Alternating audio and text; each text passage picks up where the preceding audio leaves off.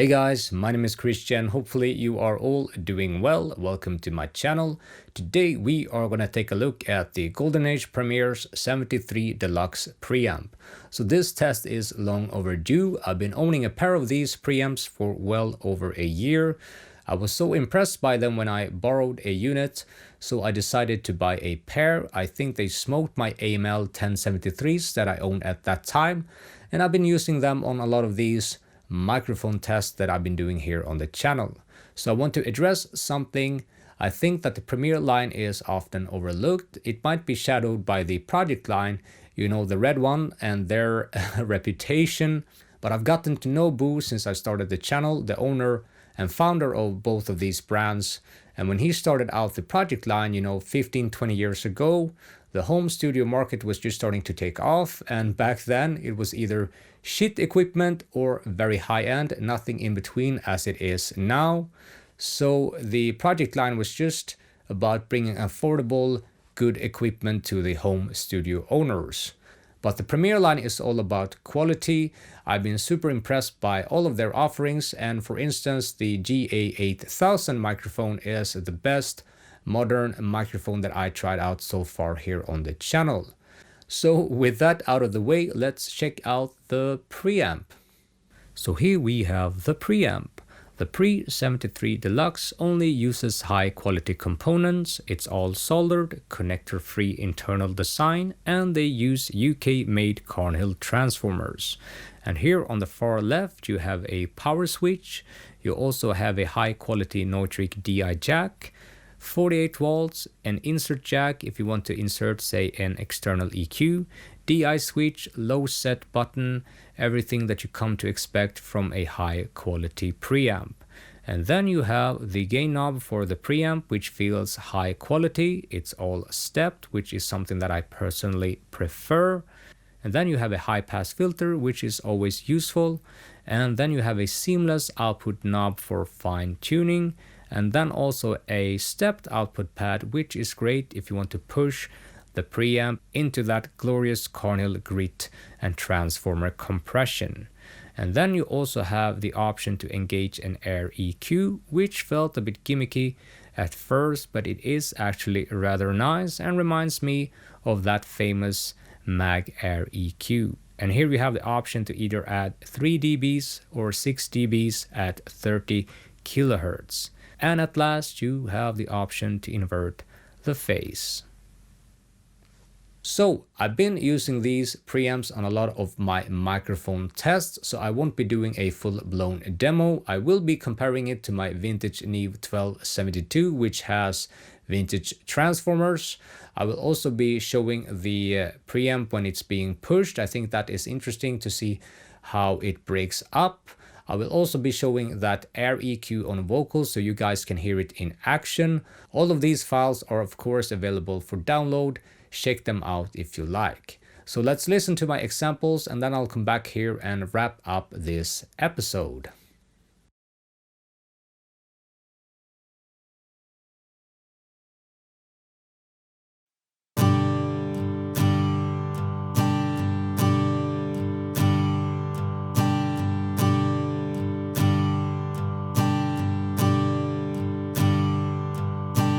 I'll be running home tonight. I'll be running through the night. I'll be running home tonight. I'll be running through the night. Running, running, running home tonight. I'll be running, running, running home. Running, running, running home tonight. I'll be running, running, running home tonight.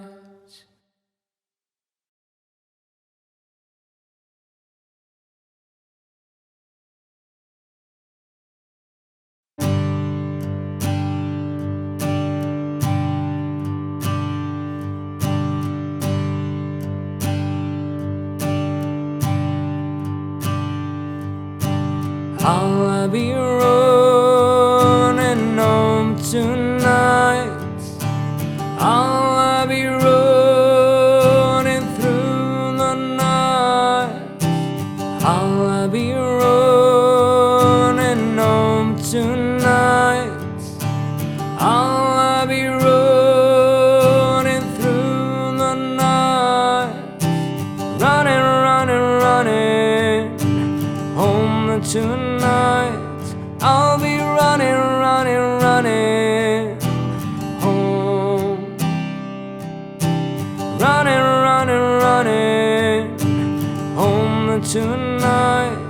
I'll be running, running, running home tonight.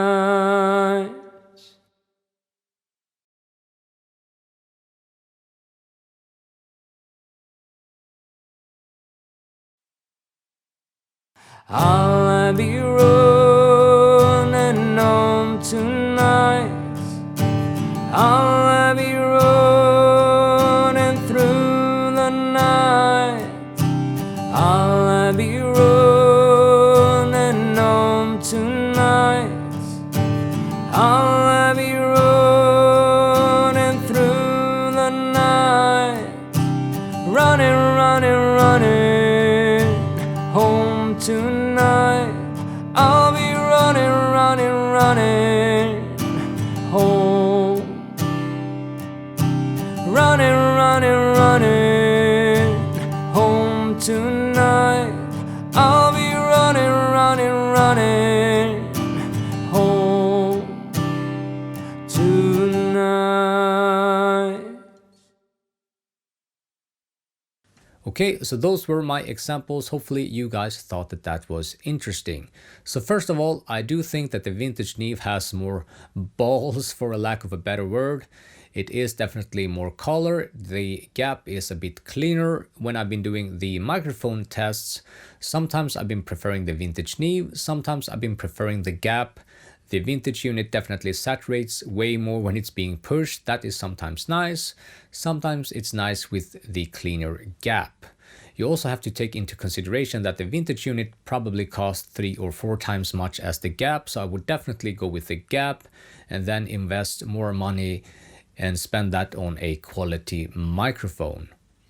I do think that the gap sounds nice when it's being pushed a bit more. I did think that the difference would be bigger, but you can hear a slight shift in the mid-range, giving that sparkle with more saturation and also a bit thicker low mids. Overall, very nice. A low budget version would probably distort in a pretty bad way. The Air EQ definitely sounds nice. I would definitely use it more if I were just to record myself.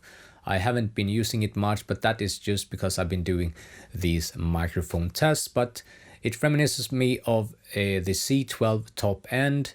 It makes everything very cohesive and it sounds very nice.